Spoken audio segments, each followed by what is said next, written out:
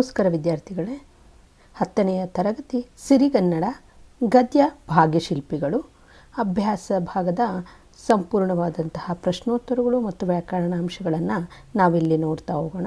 ಅಭ್ಯಾಸದ ಪ್ರಶ್ನೆಗಳು ಈ ಕೆಳಗೆ ಕೊಟ್ಟಿರುವಂತಹ ಪ್ರಶ್ನೆಗಳಿಗೆ ಒಂದೊಂದು ವಾಕ್ಯದಲ್ಲಿ ಉತ್ತರಿಸಿ ಅಂತ ಇದೆ. ಮೊದಲನೇದು, ನಾಲ್ವಡಿ ಕೃಷ್ಣರಾಜ ಒಡೆಯರವರು ಯಾವಾಗ ಪಟ್ಟಾಭಿಷಿಕ್ತರಾದರು? ಉತ್ತರ, ಕ್ರಿಸ್ತಶಕ 1895ರಲ್ಲಿ ಪಟ್ಟಾಭಿಷಿಕ್ತರಾದರು. ಆದರೆ ಆಗ ಅವರು 10 ವರ್ಷದ ಬಾಲಕನಾದುದರಿಂದ 1902 ಆಗಸ್ಟ್ 8ನೇ ತಾರೀಕಿನಂದು ಅವರು ಅಧಿಕಾರವನ್ನು ಸ್ವೀಕರಿಸಿದರು. ನಾಲ್ವಡಿ ಕೃಷ್ಣರಾಜ ಒಡೆಯರವರು ಯಾವುದಕ್ಕೆ ಕಂಕಣಬದ್ಧರಾದರು? ಉತ್ತರ, ನಾಲ್ವಡಿ ಕೃಷ್ಣರಾಜ ಒಡೆಯರವರು ಮೈಸೂರು ರಾಜ್ಯದ ಸರ್ವತೋಮುಖ ಅಭಿವೃದ್ಧಿಗೆ ಕಂಕಣವನ್ನು ತೊಟ್ಟರು. ಏಷ್ಯಾ ಖಂಡದಲ್ಲಿಯೇ ಮೊದಲು ಪ್ರಾರಂಭಿಸಿದಂತಹ ಜಲವಿದ್ಯುತ್ ಯೋಜನೆ ಯಾವುದು? ಉತ್ತರ, 1900ರಲ್ಲಿ ಶಿವನ ಸಮುದ್ರದ ಬಳಿ ಕಾವೇರಿ ನದಿಯಿಂದ ಜಲವಿದ್ಯುತ್ ಉತ್ಪಾದನಾ ಕೇಂದ್ರ ಪ್ರಾರಂಭವಾಯಿತು. ಬ್ರಿಟಿಷ್ ಸರ್ಕಾರ ವಿಶ್ವೇಶ್ವರಯ್ಯನವರಿಗೆ ಯಾವ ಪದವಿಯನ್ನು ನೀಡಿ ಗೌರವಿಸಿತು? ಉತ್ತರ, ಬ್ರಿಟಿಷ್ ಸರ್ಕಾರ ವಿಶ್ವೇಶ್ವರಯ್ಯನವರಿಗೆ ಸರ್ ಎಂಬ ಪದವಿಯನ್ನು ನೀಡಿ ಗೌರವಿಸಿತು. ವಿಶ್ವೇಶ್ವರಯ್ಯನವರನ್ನು ದಿವಾನರನ್ನಾಗಿ ನೇಮಿಸಿದಂತಹವರು ಯಾರು? ಉತ್ತರ, ಅಂದಿನ ಮೈಸೂರು ಸಂಸ್ಥಾನದ ಮಹಾರಾಜರಾಗಿದ್ದಂತಹ ನಾಲ್ವಡಿ ಕೃಷ್ಣರಾಜ ಒಡೆಯರವರು ವಿಶ್ವೇಶ್ವರಯ್ಯನವರನ್ನು ದಿವಾನರನ್ನಾಗಿ ನೇಮಿಸಿದರು. ವಿಶ್ವೇಶ್ವರಯ್ಯನವರ ಹುಟ್ಟುಹಬ್ಬದ ನೆನಪಿಗಾಗಿ ಯಾವ ದಿನಾಚರಣೆಯನ್ನು ಮಾಡಲಾಗುತ್ತಿದೆ? ಉತ್ತರ, ವಿಶ್ವೇಶ್ವರಯ್ಯನವರ ಹುಟ್ಟುಹಬ್ಬದ ಆಚರಣೆಗಾಗಿ ಇಂಜಿನಿಯರ್ಗಳ ದಿನಾಚರಣೆಯನ್ನು ಮಾಡಲಾಗುತ್ತಿದೆ. ಕೊಟ್ಟಿರುವಂತಹ ಪ್ರಶ್ನೆಗಳಿಗೆ 3-4 ವಾಕ್ಯಗಳಲ್ಲಿ ಉತ್ತರಿಸಿ. ನಾಲ್ವಡಿ ಕೃಷ್ಣರಾಜ ಒಡೆಯರ ಕಾಲದಲ್ಲಿ ಯಾವ ಕ್ಷೇತ್ರಗಳು ಸ್ವಯಂ ಆಡಳಿತ ಕ್ಷೇತ್ರಗಳಾದವು? ಉತ್ತರ, ನಾಲ್ವಡಿ ಕೃಷ್ಣರಾಜ ಒಡೆಯರ ಕಾಲದಲ್ಲಿ ಗ್ರಾಮ ನಿರ್ಮಲೀಕರಣ, ವೈದ್ಯ ಸಹಾಯ, ವಿದ್ಯಾಪ್ರಚಾರ, ನೀರಿನ ಸೌಕರ್ಯ ಮತ್ತು ಪ್ರಯಾಣ ಸೌಲಭ್ಯ ಮುಂತಾದ ಕ್ಷೇತ್ರಗಳು ಸ್ವಯಂ ಆಡಳಿತದ ಕ್ಷೇತ್ರಗಳಾದವು.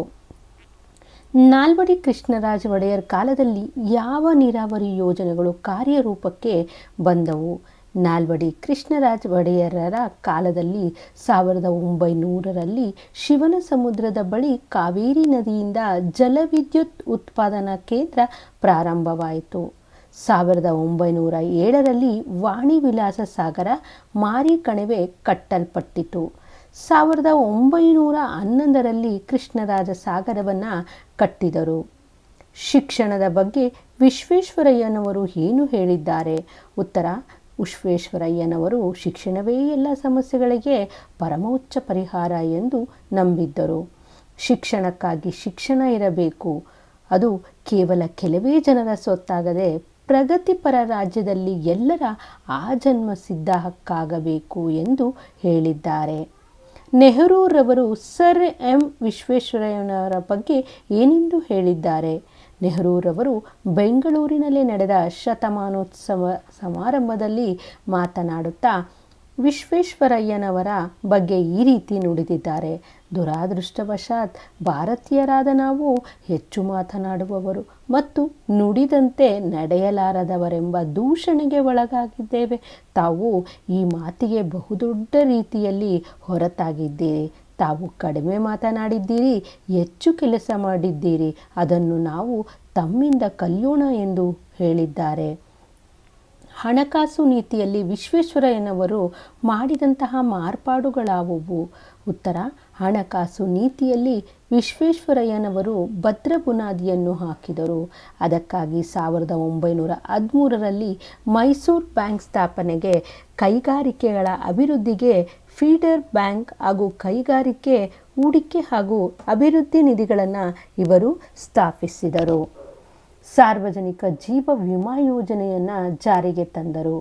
ರೈತರಿಗೆ ಹಾಗೂ ಕರಕುಶಲ ಕೆಲಸಗಾರರಿಗೆ ಸಾಲದ ಸೌಲಭ್ಯ ನೀಡಲು ಸಹಕಾರ ಕ್ಷೇತ್ರಗಳನ್ನು ಬಲವರ್ಧನೆಗೊಳಿಸಿದರು. ಪ್ರಾಂತೀಯ ಸಹಕಾರಿ ಬ್ಯಾಂಕುಗಳ ಸ್ಥಾಪನೆಯನ್ನು ಸ್ಥಾಪಿಸಿದರು.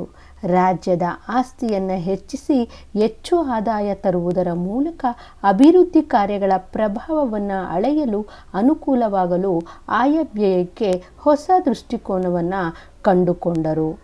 ಮುಂದಿನದು ಕೊಟ್ಟಿರುವಂತಹ ಪ್ರಶ್ನೆಗಳಿಗೆ 8-10 ವಾಕ್ಯಗಳಲ್ಲಿ ಉತ್ತರಿಸಿ ಅಂತ ಇದೆ.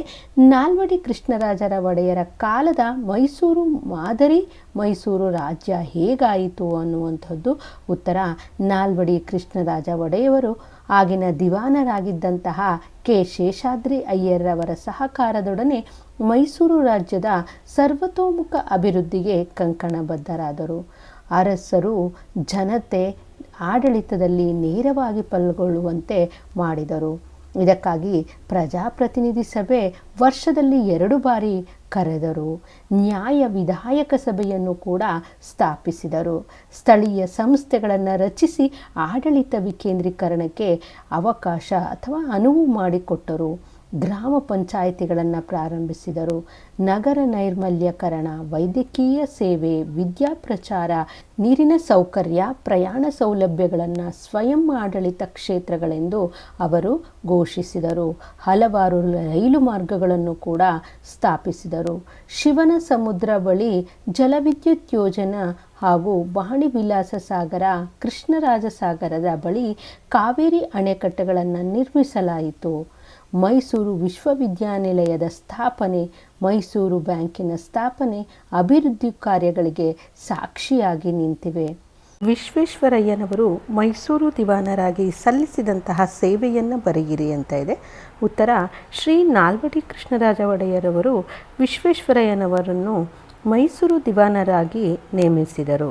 ವಿಶ್ವೇಶ್ವರಯ್ಯನವರು ದಿವಾನರಾದ ನಂತರ ಆಡಳಿತದಲ್ಲಿ ಹೊಸ ಸುಧಾರಣೆಯನ್ನು ತಂದರು. ಸಂಸ್ಥಾನದಲ್ಲಿ ನ್ಯಾಯಾಂಗ ಮತ್ತು ಕಾರ್ಯಾಂಗಗಳನ್ನು ಪ್ರತ್ಯೇಕಗೊಳಿಸಿದರು.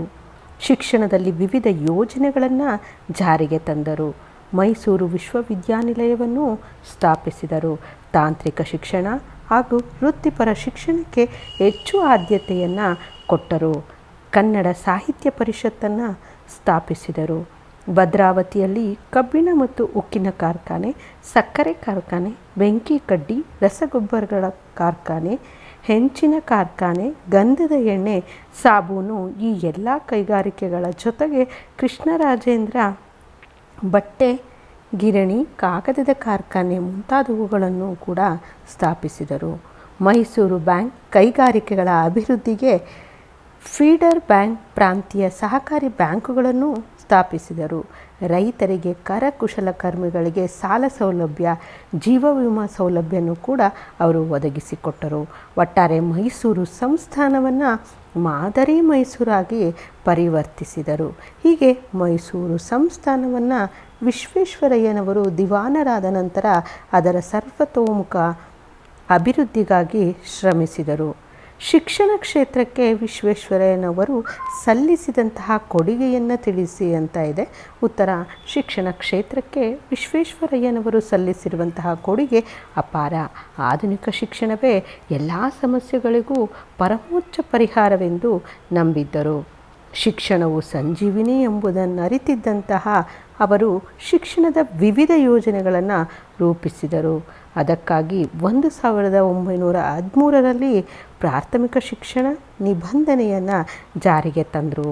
ಪ್ರೌಢ ಶಿಕ್ಷಣ ಶಾಲೆಗಳು ಮದ್ರಾಸ್ ವಿಶ್ವವಿದ್ಯಾನಿಲಯದ ನಿಯಂತ್ರಣಕ್ಕೆ ಒಳಪಟ್ಟಿದ್ದವು. ಇದನ್ನು ಬದಲಿಸಿ ಸಂಸ್ಥಾನವೇ ಪ್ರತ್ಯೇಕವಾದ ಪ್ರೌಢ ಶಿಕ್ಷಣದ ಅಂತಿಮ ಪರೀಕ್ಷೆ ನಡೆಸುವ ಯೋಜನೆಯನ್ನು ಆರ್ಥಿಕ ಪರಿಷತ್ತಿನ ಮೂಲಕ ರೂಪುಗೊಳಿಸಿದರು. ಮೈಸೂರು ವಿಶ್ವವಿದ್ಯಾನಿಲಯದ ಸ್ಥಾಪನೆ ಇವರ ದೂರದೃಷ್ಟಿಯ ಮತ್ತೊಂದು ಫಲಶ್ರುತಿ. ಶಿಕ್ಷಣಕ್ಕಾಗಿ ಶಿಕ್ಷಣವಿರಬೇಕು, ಅದು ಕೆಲವೇ ಜನರ ಸೊತ್ತಾಗದೆ ಪ್ರಗತಿಪರ ರಾಜ್ಯದಲ್ಲಿ ಎಲ್ಲರ ಆಜನ್ಮ ಸಿದ್ಧ ಹಕ್ಕಾಗಬೇಕು ಎಂಬುದನ್ನು ಮನಗಂಡ ಇವರು ತಾಂತ್ರಿಕ ಮತ್ತು ವೃತ್ತಿಪರ ಶಿಕ್ಷಣಕ್ಕೆ ಆದ್ಯತೆಯನ್ನು ನೀಡಿದರು. ಇದಕ್ಕಾಗಿಯೇ ಬೆಂಗಳೂರಿನಲ್ಲಿ ಮೆಕ್ಯಾನಿಕಲ್ ಇಂಜಿನಿಯರಿಂಗ್ ಶಾಲೆ, ಮೈಸೂರಿನಲ್ಲಿ ಚಾಮರಾಜೇಂದ್ರ ತಾಂತ್ರಿಕ ಸಂಸ್ಥೆಗಳನ್ನು ಕೂಡ ಪ್ರಾರಂಭಿಸಿದರು. ಜೊತೆಗೆ ಕನ್ನಡ ಸಾಹಿತ್ಯ ಪರಿಷತ್ತನ್ನು ಸ್ಥಾಪಿಸಿದ್ದು ಇದರ ಮತ್ತೊಂದು ಸಾಧನೆಯಾಗಿದೆ. ಮುಂದಿನದು ಸಂದರ್ಭ ಸಹಿತ ಸ್ವಾರಸ್ಯವನ್ನು ವಿವರಿಸಿ. ಮೊದಲನೇದು ಸಾಮಾಜಿಕ ಕಾನೂನುಗಳ ಹರಿಕಾರ ಅನ್ನುವಂಥದ್ದು. ಈ ಒಂದು ವಾಕ್ಯವನ್ನು ಭಾಗ್ಯಶಿಲ್ಪಿಗಳು ಗದ್ಯದಲ್ಲಿರುವ ಪಠ್ಯಪುಸ್ತಕ ಸಮಿತಿ ಸಂಗ್ರಹಿಸಿ ನೀಡಿರುವಂತಹ ನಾಲ್ವಡಿ ಕೃಷ್ಣರಾಜ ಒಡೆಯರು ಭಾಗದಿಂದ ಆರಿಸಿಕೊಳ್ಳಲಾಗಿದೆ. ಸಂದರ್ಭವನ್ನು ನೋಡೋದಾದರೆ, ನಾಲ್ವಡಿ ಕೃಷ್ಣರಾಜ ಒಡೆಯರ ಕೊಡುಗೆಗಳನ್ನು ವಿವರಿಸುವ ಸಂದರ್ಭದಲ್ಲಿ ಲೇಖಕರು ಈ ಮಾತನ್ನು ಹೇಳಿದ್ದಾರೆ. ನಾಲ್ವಡಿ ಕೃಷ್ಣರಾಜ ಒಡೆಯರು ಸ್ಥಳೀಯ ಸಂಸ್ಥೆಗಳನ್ನು ರಚಿಸಿ ಆಡಳಿತದ ವಿಕೇಂದ್ರೀಕರಣವನ್ನು ಮಾಡಿದರು. ಮೈಸೂರು ಸಂಸ್ಥಾನವನ್ನು ಮಾದರಿ ಸಂಸ್ಥಾನವನ್ನಾಗಿ ರೂಪಿಸಿದರು. ಸಾಮಾಜಿಕ ಕಾನೂನುಗಳ ಹರಿಕಾರ ಎಂದು ಹೆಸರಾದರು. ಸಾಹಿತ್ಯ, ಸಂಗೀತ, ವಾಸ್ತುಶಿಲ್ಪಗಳ ಅಭಿವೃದ್ಧಿಗೆ ಒತ್ತನ್ನು ನೀಡಿದರು. ಸ್ವಾರಸ್ಯವನ್ನು ನೋಡೋದಾದರೆ, ಸ್ವತಃ ರಾಜರಾಗಿ ಕೇಂದ್ರೀಕೃತ ವ್ಯವಸ್ಥೆಗೆ ಬದಲಾಗಿ ಆಡಳಿತದಲ್ಲಿ ವಿಕೇಂದ್ರೀಕೃತ ವ್ಯವಸ್ಥೆ ತಂದು ಸಾಮಾಜಿಕ ಕಾನೂನುಗಳನ್ನು ಜಾರಿಗೆಗೊಳಿಸಿದಂತಹ ಒಡೆಯರಿಗೆ ಈ ಬಿರುದು ನೀಡಿರುವುದು ಒಪ್ಪುವಂಥದ್ದಾಗಿದೆ. ಅವರ ಸಾಧನೆಯ ಕಿರೀಟಕ್ಕೆ ಮತ್ತೊಂದು ಗರಿಯನ್ನು ಸೇರಿಸಿತು ಅನ್ನುವಂಥದ್ದು. ಈ ವಾಕ್ಯವನ್ನು ವಿಶ್ವೇಶ್ವರಯ್ಯ ಅವರು ಪೂನಾದ ಮುಥಾ ಕಾಲುವೆಗೆ ನೀರಿನ ನೆಲೆಯಾಗಿದ್ದಂತಹ ಪೀಪ್ ಜಲಾಶಯಕ್ಕೆ ಸ್ವತಃ ತಾವೇ ಅನ್ವೇಷಣೆ ಮಾಡಿದಂತಹ ಸ್ವಯಂಚಾಲಿತ ಬಾಗಿಲುಗಳನ್ನು ಯಶಸ್ವಿಯಾಗಿ ಅಳವಡಿಸಿದರು ಎಂದು ಹೇಳುವಂತಹ ಸಂದರ್ಭದಲ್ಲಿ ಲೇಖಕರು ಈ ಮಾತನ್ನು ಹೇಳ್ತಾರೆ. ಸ್ವಾರಸ್ಯವನ್ನು ನೋಡೋದಾದರೆ, ವಿಶ್ವೇಶ್ವರಯ್ಯ ಅವರಲ್ಲಿದ್ದಂತಹ ಬುದ್ಧಿಶಕ್ತಿ ಹಾಗೂ ಅನ್ವೇಷಣಾ ಸಾಮರ್ಥ್ಯವನ್ನು ಈ ಮಾತಿನ ಮೂಲಕ ಸ್ವಾರಸ್ಯಪೂರ್ಣವಾಗಿ ಅಭಿವ್ಯಕ್ತಿಪಡಿಸಲಾಗಿದೆ. ಮೈಸೂರು ಸಂಸ್ಥಾನಕ್ಕೆ ಮಾದರಿ ಮೈಸೂರು ಎಂಬ ಕೀರ್ತಿ ಪ್ರಾಪ್ತವಾಯಿತು. ಈ ಒಂದು ವಾಕ್ಯದ ಸಂದರ್ಭವನ್ನು ನೋಡೋದಾದರೆ, ಮೈಸೂರು ಸಂಸ್ಥಾನದ ಆಳ್ವಿಕೆ ನಾಲ್ವಡಿ ಕೃಷ್ಣರಾಜ ಒಡೆಯರ ಸುಪರ್ದಿಗೆ ಬಂದಿತು. ಆಗ ದಿವಾನರಾಗಿದ್ದಂತಹ ಕೆ. ಶೇಷಾದ್ರಿಯಯ್ಯರವರು ಸಹಕಾರದೊಂದಿಗೆ ನಾಲ್ವಡಿಯವರು ಮೈಸೂರು ರಾಜ್ಯದ ಸರ್ವತೋಮುಖ ಅಭಿವೃದ್ಧಿಗೆ ಕಂಕಣಬದ್ಧರಾಗಿ ಆಡಳಿತ, ಶಿಕ್ಷಣ, ಆರ್ಥಿಕ, ಸಾಮಾಜಿಕ ಹೀಗೆ ಎಲ್ಲ ಕ್ಷೇತ್ರಗಳಲ್ಲಿಯೂ ಬದಲಾವಣೆಗಳನ್ನು ತಂದರು. ಇದರಿಂದ ಇವರ ಕಾಲದಲ್ಲಿ ಮೈಸೂರು ಸಂಸ್ಥಾನವು ಯಾವ ಸಂಸ್ಥಾನವೂ ಕಾಣದ ಅಭಿವೃದ್ಧಿಯನ್ನು ಸಾಧಿಸಿತು ಎಂದು ಹೇಳುವಂತಹ ಸಂದರ್ಭದಲ್ಲಿ ಈ ಮಾತು ಬಂದಿದೆ. ಸ್ವಾರಸ್ಯವನ್ನು ನೋಡೋದಾದರೆ, ನಾಲ್ವಡಿ ಕೃಷ್ಣರಾಜ ಒಡೆಯರ ದೂರದೃಷ್ಟಿ, ಅವರ ಅಭಿವೃದ್ಧಿಶೀಲ ಆಡಳಿತ ಎಂಬುದು ಈ ಮಾತಿಂದ ನಮಗೆ ತಿಳಿಯುತ್ತದೆ. ತಾವು ಕಡಿಮೆ ಮಾತನಾಡಿದ್ದೀರಿ, ಹೆಚ್ಚು ಕೆಲಸ ಮಾಡಿದ್ದೀರಿ. ಈ ವಾಕ್ಯವನ್ನು ಸರ್ ಎಂ ವಿಶ್ವೇಶ್ವರಯ್ಯ ಅವರ ಜನ್ಮಶತಮಾನೋತ್ಸವ ಸಮಾರಂಭ ಬೆಂಗಳೂರಿನಲ್ಲಿ ಜರುಗಿತು. ಆಗ ಅಂದಿನ ಪ್ರಧಾನಿಯಾಗಿದ್ದಂತಹ ಜವಾಹರ್ಲಾಲ್ ನೆಹರೂರವರು ಸರ್ ಎಂ ವಿ ಅವರ ಬಗ್ಗೆ ಮಾತನಾಡುತ್ತಾ ಈ ಮಾತನ್ನು ಹೇಳಿದರು. ದುರಾದೃಷ್ಟವಶಾತ್ ಭಾರತೀಯರಾದ ನಾವು ಹೆಚ್ಚು ಮಾತನಾಡುವವರು ಮತ್ತು ನುಡಿದಂತೆ ನಡೆಯಲಾರದವರೆಂಬ ದೂಷಣೆಗೆ ಒಳಗಾಗಿದ್ದೇವೆ. ತಾವು ಈ ಮಾತಿಗೆ ಬಹುದೊಡ್ಡ ರೀತಿಯಲ್ಲಿ ಹೊರತಾಗಿದ್ದೀರಿ. ತಾವು ಕಡಿಮೆ ಮಾತಾಡಿದ್ದೀರಿ, ಹೆಚ್ಚು ಕೆಲಸ ಮಾಡಿದ್ದೀರಿ. ಅದನ್ನು ನಾವು ತಮ್ಮಿಂದ ಕಲಿಯೋಣ ಎಂದು ಆ ಸಂದರ್ಭದಲ್ಲಿ ಹೊಗಳಿದರು. ಸ್ವಾರಸ್ಯ, ಈ ಮಾತುಗಳಲ್ಲಿ ಸರ್ ಎಂ ವಿ ಅವರು ಸಲ್ಲಿಸಿದಂತಹ ಅಗಾಧ ಸೇವೆ ಇಡೀ ಭಾರತಾದ್ಯಂತ ಎಲ್ಲರ ಮನ ಸೆಳೆದಿತ್ತು ಎಂಬುದರ ಜೊತೆಗೆ ಅವರ ಕರ್ತವ್ಯ ನಿಷ್ಠೆ ಎಲ್ಲರಿಗೂ ಮಾದರಿಯಾಗಿತ್ತು ಎಂಬುದನ್ನು ಇಲ್ಲಿ ತಿಳಿಯಬಹುದಾಗಿದೆ. ಬಿಟ್ಟ ಸ್ಥಳವನ್ನು ಸರಿಯಾದ ಪದದಿಂದ ತುಂಬಿರಿ ಅಂತ ಇದೆ. ನಾಲ್ವಡಿ ಕೃಷ್ಣರಾಜ ಒಡೆಯರವರಿಗೆ ರೀಜೆಂಟರಾಗಿ ಕಾರ್ಯನಿರ್ವಹಿಸಿದವರು ಮಹಾರಾಣಿ ವಾಣಿ ವಿಲಾಸರವರು. 1914ರಲ್ಲಿ ಶಾಲಾ ಪ್ರವೇಶಕ್ಕೆ ಜಾತಿ ಪರಿಗಣನೆಯ ನಿಷೇಧವಾಯಿತು. ವಿಶ್ವೇಶ್ವರಯ್ಯ ಅವರು ಮುಂಬೈ ಪ್ರಾಂತ್ಯದಲ್ಲಿ ಸಹಾಯಕ ಇಂಜಿನಿಯರ್ ಆಗಿ ಸೇವೆ ಪ್ರಾರಂಭಿಸಿದರು. ಮುಂಬೈ ಪ್ರಾಂತ್ಯದ ಗವರ್ನರ್ ಆಗಿದ್ದಂತಹ ಲಾರ್ಡ್ ಸೆಂಡ್ ಹಾರ್ಸ್ಟ್ ಅವರು ವಿಶ್ವೇಶ್ವರಯ್ಯವರನ್ನು ಮುಕ್ತಕಂಠದಿಂದ ಹಾಡಿ ಹೊಗಳಿದರು. ಭಾರತ ಸರ್ಕಾರವು ವಿಶ್ವೇಶ್ವರಯ್ಯನವರಿಗೆ ಭಾರತ ರತ್ನ ಎಂಬ ಪ್ರಶಸ್ತಿಯನ್ನು ನೀಡಿ ಗೌರವಿಸಿತು. ಭಾಷಾ ಚಟುವಟಿಕೆ ಕೊಟ್ಟಿರುವ ಪದಗಳನ್ನು ತತ್ಸಮ ತದ್ಭವ ರೂಪಗಳಲ್ಲಿ ಬರೆಯಿರಿ ಅಂತ ಕೊಟ್ಟಿದ್ದಾರೆ. ವಂಶ ಅನ್ನುವಂಥದ್ದಕ್ಕೆ ವಂಶ ಅಥವಾ ಬಂಚ, ಸ್ಥಾನ ತಾಣ ತಾಣ ಅಂತಲೂ ಬರಿಬೋದು, ಯಶ ಜಸ, ಪಟ್ಟಣ ಪತ್ತನ, ಕಾರ್ಯ ಕಜ್ಜ. ಹಾಗೆ ನೀಡಿರುವಂತಹ ಪದಗಳಲ್ಲಿ ಅನ್ಯದೇಶೀಯ ಪದಗಳನ್ನು ಆರಿಸಿ ಬರೆಯಿರಿ ಅಂತ ಇದೆ.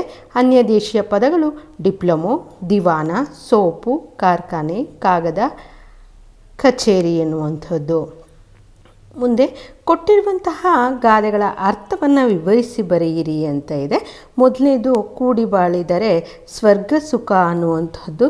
ನೋಡಿ, ಭಾಷಾ ಚಟುವಟಿಕೆಯಲ್ಲಿ ಯಾವ್ಯಾವ ಒಂದು ಗಾದೆ ಮಾತುಗಳನ್ನು ಕೊಟ್ಟಿರ್ತಾರಲ್ಲ ಗದ್ಯಗಳಲ್ಲಿ, ಹೆಚ್ಚಾಗಿ ಅವುಗಳನ್ನೇ ನಿಮ್ಮ ವಾರ್ಷಿಕ ಪರೀಕ್ಷೆಯಲ್ಲೂ ಕೂಡ ಕೇಳಲಾಗುತ್ತೆ.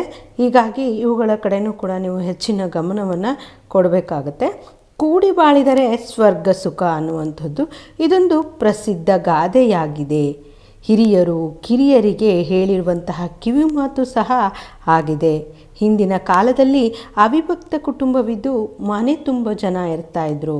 ಅಜ್ಜ ಅಜ್ಜಿ, ದೊಡ್ಡಪ್ಪ ದೊಡ್ಡಮ್ಮ ಅವರ ಮಕ್ಕಳು, ಚಿಕ್ಕಮ್ಮ ಚಿಕ್ಕಪ್ಪ ಅವರ ಮಕ್ಕಳು, ಅಣ್ಣ ಅತ್ತಿಗೆ ಎಲ್ಲರೂ ಇರ್ತಾಯಿದ್ರು. ಇದರಿಂದ ಮನೆಯಲ್ಲಿ ಎಲ್ಲ ಕಷ್ಟ ಸುಖಗಳಲ್ಲಿಯೂ ಎಲ್ಲರೂ ಆತ್ಮೀಯವಾಗಿ ಪಾಲ್ಗೊಳ್ತಾ ಇದ್ದರು. ಮದುವೆ ಮುಂಜಿ ಹಬ್ಬ ಹರಿದಿನಗಳಲ್ಲಂತೂ ಆ ಸಂಭ್ರಮ ಹೇಳತೀರದು. ಆ ಕುಟುಂಬವು ಒಂದು ಜೇನಿನ ಗೂಡಿನಂತೆ ಇತ್ತು. ಹಾಡು, ಹಾಸ್ಯ, ಸಂಭ್ರಮ, ಸುಖ, ಖುಷಿ ಎಲ್ಲವನ್ನೂ ನಾವು ಅಲ್ಲಿ ಕಾಣಬಹುದು. ಮನೆಯ ಹೆಣ್ಣು ಮಕ್ಕಳು ರೇಷ್ಮೆ ಸೀರೆ ತೊಟ್ಟು ಒಡವೆ ಧರಿಸಿ ಓಡಾಡುವುದು, ಮನೆ ಮಂದಿಯೆಲ್ಲ ಒಟ್ಟಿಗೆ ನಗುತ್ತಾ ಓಡಾಡುವುದನ್ನು ಕಂಡು ಹಿರಿಯರು ಹೇಳಿದ ಮಾತೇನೆಂದರೆ ಕೂಡಿ ಬಾಳಿದರೆ ಸ್ವರ್ಗ ಸುಖ ಎಂದು. ಮುಂದಿನದು ಮಾತೆ ಮುತ್ತು ಮಾತೆ ಮೃತ್ಯು ಅನ್ನುವಂಥದ್ದು. ಈ ಗಾದೆಯು ಈ ಮಾತಿನ ಮಹತ್ವವನ್ನು ತಿಳಿಸುತ್ತದೆ, ಮಾತಿನ ಪರಿಣಾಮವನ್ನು ವಿವರಿಸುತ್ತದೆ. ಮಾತನ್ನುವುದು ಮಾನವನಿಗೆ ಲಭಿಸಿದಂತಹ ಒಂದು ನಿಸರ್ಗದತ್ತವಾದಂತಹ ಶಕ್ತಿ. ಮಾತೆಂಬುದು ಜ್ಯೋತಿರ್ಲಿಂಗ, ಮಾತೇ ಮಾಣಿಕ್ಯ ಎನ್ನುವ ಹೇಳಿಕೆಗಳು ಕೂಡ ಇವೆ. ಮಾತುಗಳ ಮೂಲಕ ಮನುಷ್ಯ ತನ್ನ ಆಂತರಿಕ ಭಾವನೆಗಳನ್ನು ಹೊರಹಾಕುತ್ತಾನೆ, ವಿಚಾರ ವಿನಿಮಯ ಮಾಡಿಕೊಳ್ಳುತ್ತಾನೆ. ಹೀಗಾಗಿ ಮಾತು ಮನುಷ್ಯನ ಒಂದು ಮುಖ್ಯ ಸಾಧನವೆನಿಸಿದೆ. ಅದನ್ನು ಬಳಸುವಾಗ ಅತಿ ಎಚ್ಚರಿಕೆ ಇರಬೇಕು. ಮಾತು ನನಗೆ ಹೊಗಳಿಕೆಗೆ ಕಾರಣವಾಗಬಹುದು, ಹಾಗೆಯೇ ವೈರತ್ವಕ್ಕೂ ಕೊಲೆಗೂ ದಾರಿಯಾಗಬಹುದು. ಮಾತಿನಿಂದಲೇ ಸರ್ವಸಂಪತ್ತೂ ಲಭಿಸುವುದು ಎಂದು ಸರ್ವಜ್ಞರು ಸೂಚಿಸಿದ್ದಾರೆ. ನಯ ವಿನಯ ಹಾಸ್ಯಭರಿತ ಮಿದುವಾದ ಮಾತುಗಳು ಜನಮೆಚ್ಚುಗೆಗೆ ಕಾರಣವಾಗುತ್ತವೆ. ಹಾಗೆಯೇ ಕೆಟ್ಟ ಕಠಿಣ ನಿಂದಾತ್ಮಕ ಮಾತುಗಳು ಜಗಳ, ಹಗೆತನ, ದ್ವೇಷಗಳನ್ನು ಉಂಟು ಮಾಡುತ್ತವೆ. ಅದಕ್ಕಾಗಿಯೇ ಬಸವಣ್ಣನವರು ಅಯ್ಯ ಎಂದರೆ ಸ್ವರ್ಗ, ಇಲ್ಲವೂ ಎಂದರೆ ನರಕ ಎಂಬ ಮಾತುಗಳೇ ಸ್ವರ್ಗ ನರಕಗಳಿಗೆ ದಾರಿ ತೋರುತ್ತವೆ ಎಂದು ನುಡಿದಿದ್ದಾರೆ. ಮಾತಿನಲ್ಲಿ ಮಧುರತೆ ನಮ್ರತೆ ಇರಬೇಕಲ್ಲದೆ ಒರಟು ಕಾಠಿಣ್ಯ ಇರಬಾರದು. ಮಾತು ಆಡಿದರೆ ಹೋಯಿತು, ಮುತ್ತು ಹೊಡೆದರೆ ಹೋಯಿತು ಎನ್ನುವ ನಾಣ್ಣುಡಿಯೂ ಇದೆ. ಆಡಿದ ಮೇಲೆ ಮಾತನ್ನು ಹಿಂದಕ್ಕೆ ಪಡೆಯಲಾಗುವುದಿಲ್ಲ. ಮಾತು ಮುತ್ತಿನಂತೆ ಆಕರ್ಷಕ, ಆನಂದಕರವಾಗಿಯೂ ಇರಬಹುದು, ಸಾವನ್ನೂ ತರುವಂತೆಯೂ ಇರಬಹುದು. ಆಡುವವರು ಈ ಬಗ್ಗೆ ಎಚ್ಚರ ವಹಿಸಬೇಕು. ಇಷ್ಟು ಭಾಗ್ಯಶಿಲ್ಪಿಗಳು ಪಾಠಕ್ಕೆ ಸಂಬಂಧಿಸಿದಂತಹ ಅಭ್ಯಾಸ ಭಾಗದ ಸಂಪೂರ್ಣವಾದಂತಹ ಪ್ರಶ್ನೋತ್ತರಗಳಾಗಿತ್ತು. ಮುಂದಿನ ಒಂದು ಗದ್ಯ ಅಥವಾ ಪದ್ಯದ ಒಂದು ಪ್ರಶ್ನೋತ್ತರಗಳನ್ನು ಮುಂದಿನ ವಿಡಿಯೋದಲ್ಲಿ ನೋಡೋಣ. ಧನ್ಯವಾದಗಳು.